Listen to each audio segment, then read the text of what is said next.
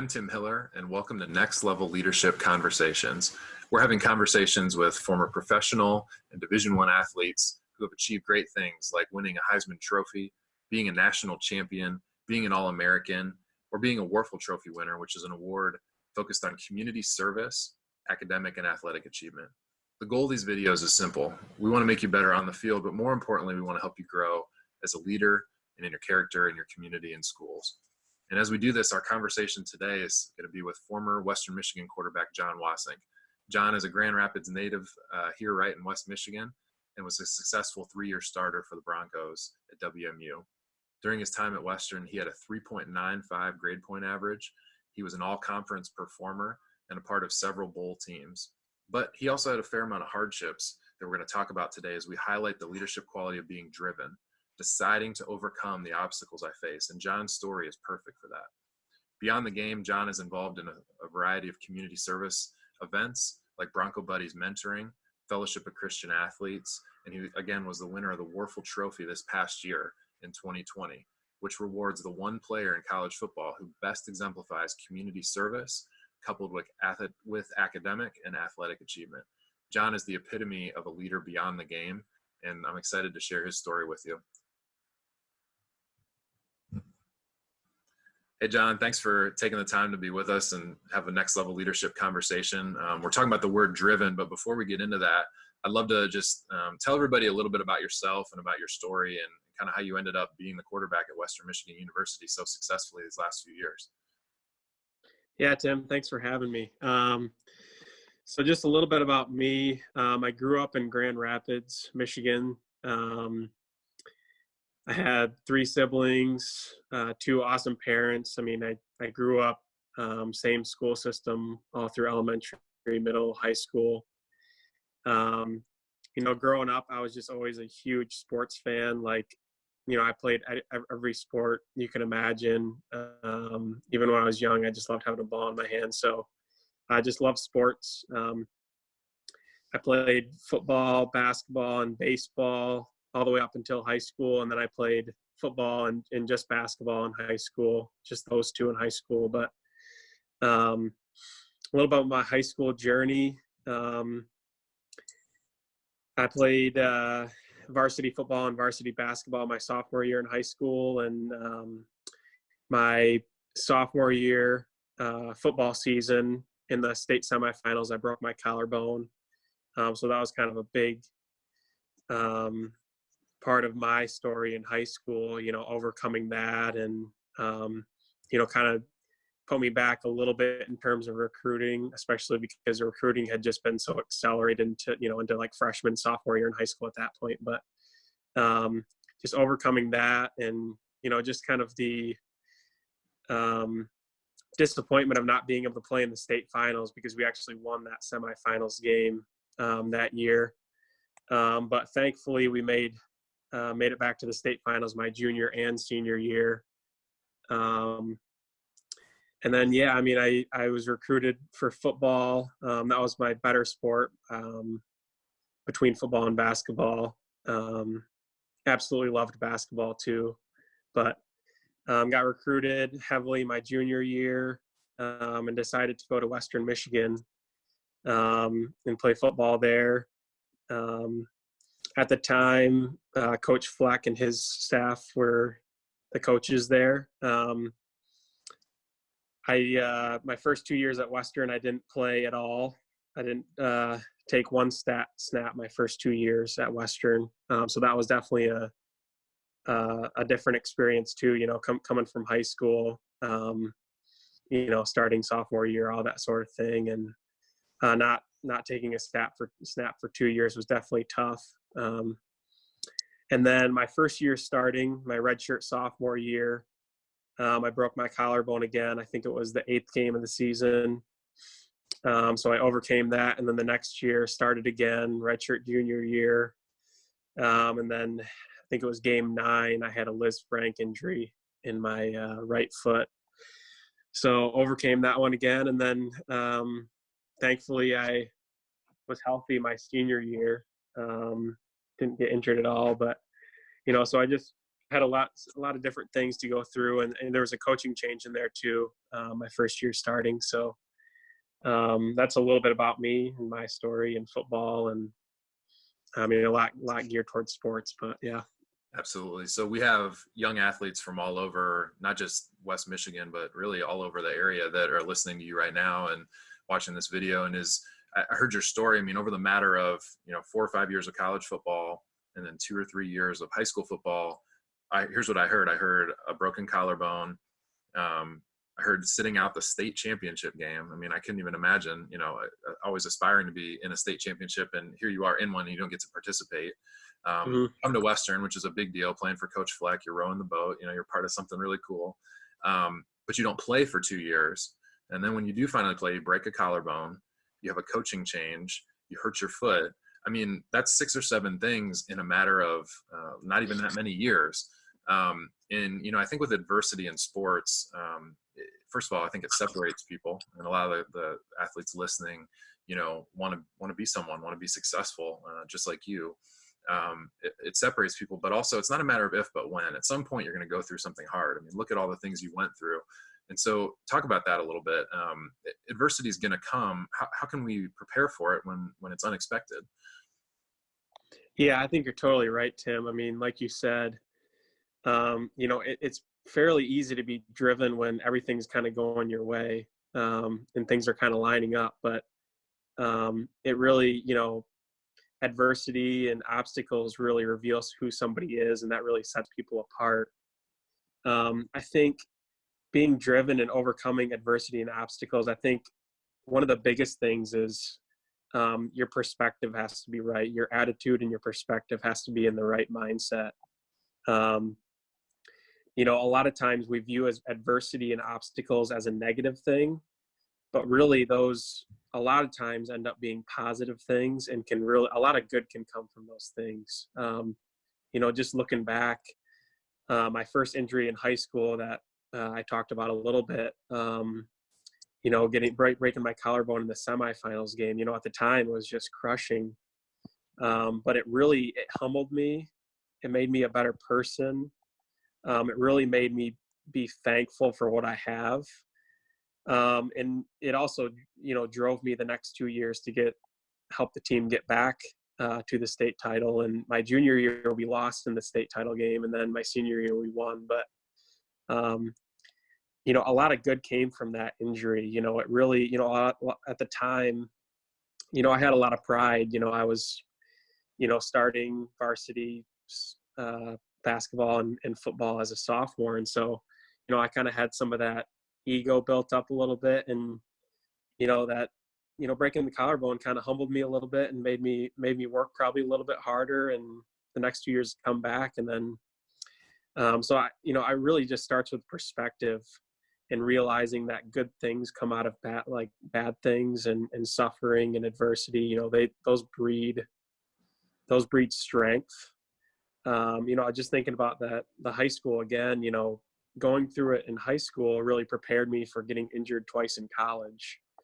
And so just having that perspective and that mindset that, it might be hard what you're going through, but it's going to make you better in the long run, I think is really important. Absolutely. So we're talking about driven as a quality of, there's these 10 qualities of leadership within the Next Level Leader curriculum. And as we talk about being driven, the definition, Next Level's definition is deciding to overcome the obstacles that I face. And I think that first word, deciding to overcome these obstacles I face, it assumes one thing in that definition, that obstacles are going to come. It's not a matter of if, but when. But the first part, and that first word I think is critical, deciding. It's a decision. At some point you have to make a choice that I'm going to overcome this. Would you say that happened to you? And maybe do you have an example of that? Yeah, no doubt. The first one that comes to mind was my second injury in college, my Liz Frank with my foot. After surgery, I was feeling pretty down in the dumps. The year before I'd gotten hurt, and then second year in a row, get hurt again, season-ending injury. And one of my goals was to pursue an NFL career. And at the time of my second injury, that goal kind of seemed like, I don't know if that's really going to happen. So I kind of had to decide, like, what am I going to do? Am I going to kind of, you know, put my head down and pout a little bit and say, why did this happen to me? And why did I get hurt my only 2 years starting? I really had to decide, am I really going to dive into this rehab, after surgery? And, you've had your fair share of surgeries as well, right up, when you start rehab, you really got to decide to go after it and really attack it. And so that was a time for me when I was like, you know what, I'm going to do this. I'm going to decide to do it. And so that kind of moment sticks out to me. Yeah, absolutely. So we talk about being driven, and that's our word, and we're talking about overcoming obstacles. When you've been around great leaders, like a Coach Lester, like a Coach Fleck, other players that have played around you, have gone to the NFL, would you say a great leader is driven, and why is that important? Yeah, great leaders are always driven, for sure. Coach Fleck and Coach Lester are great examples of that. They're definitely driven. I think the thing that makes great leaders driven is they're always focused on the present moment in the process. Not that having a vision and having a goal, like, those are great things. And then it's okay to, obviously you need to be goal oriented and you need to have a vision. But two of the most important things I learned from Coach Fleck and Coach Lester, they both had their own sayings, but I think they kind of mean the same thing. Coach Fleck's was just take the next right step. And Coach Lester's was be where you are. He used a little bit of different language, but basically be where you are means, like, wherever you are, put 100% of your effort into it. And I think Coach Fleck's saying take the next right step, is basically saying the same thing. Whatever's in front of you, attack it. And I think that's key, especially with obstacles. If you look at the big picture, sometimes it can seem overwhelming. When you look at the obstacle as a whole, it can kind of get you down and overwhelm you a little bit. But if you break it down into pieces and you decide, hey, I'm going to attack this next thing with all that I have, I think that's what kind of separates those leaders, is they just attack the next thing that they have to do, and they attack it with all their heart. And I think eventually they overcome the obstacle because they just attack the next thing. So if I'm a youth athlete, middle school, high school, the people that are listening to us today, watching this video, what one piece of advice would you have for them to just increase that level of drive that they have, that decision to overcome those obstacles, that fire within them? What's one piece of advice you would have if you were kind of looking back at you when you were their age that you would offer now? Yeah, I think it would be just going back to perspective. Have perspective. Know that what you're going through is going to make you stronger, whatever it may be. That adversity and the obstacle is going to make you stronger. And so have that perspective, that even though it seems hard, this is a good thing, and you'll make it through it. I just think back to my high school days. If I could have told myself that it was going to make me stronger, I probably would have been a little bit more driven. Definitely. When you think of what you've accomplished this far and the teammates around you that, inspired you to do it, what was that fire? Because I think a lot of times when we have drive, it is because, to your point, we're taking one step at a time, but we have something we're pursuing. We have a reason we're pursuing it. For you, what was that reason that got you out of bed every day? That was the source of, I think of drive like a fire, right? It's just this fire that's always burning. It's always pushing us forward. It's something that excites us, that gives us hope.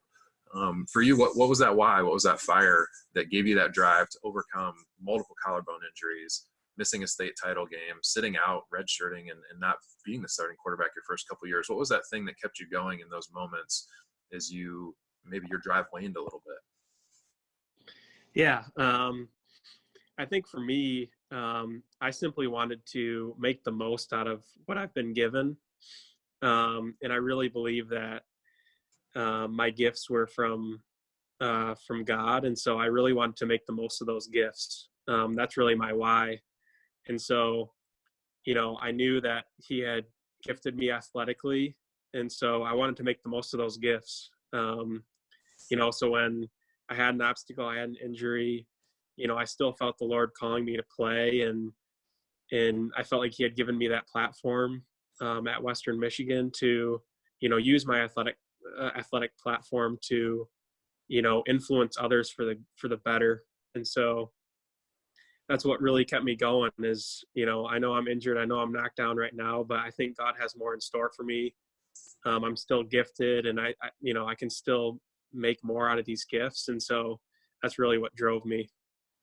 Two more questions for you. Do you think drive is a talent? Do you think it's something that some people have drive and some people don't? I've worked with athletes and I've worked with different people over the years who say, I just don't have the same motor he or she does. I just don't have the same energy he or she does. But do you think drive takes any talent? We're talking about being driven. Does that take any special skill that some have and some don't?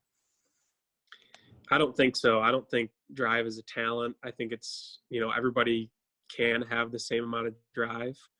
And I think it goes back to what you were saying, what's your why?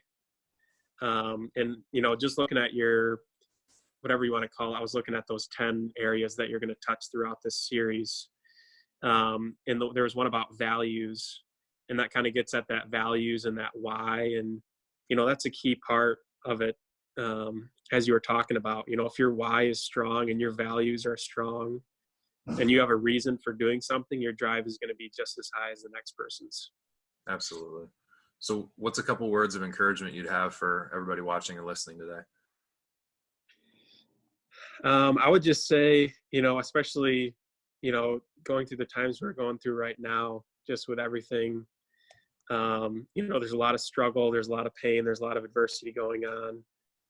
The first thing would go back to that perspective, be thankful for what you do have. And if you're struggling, if you're going through something,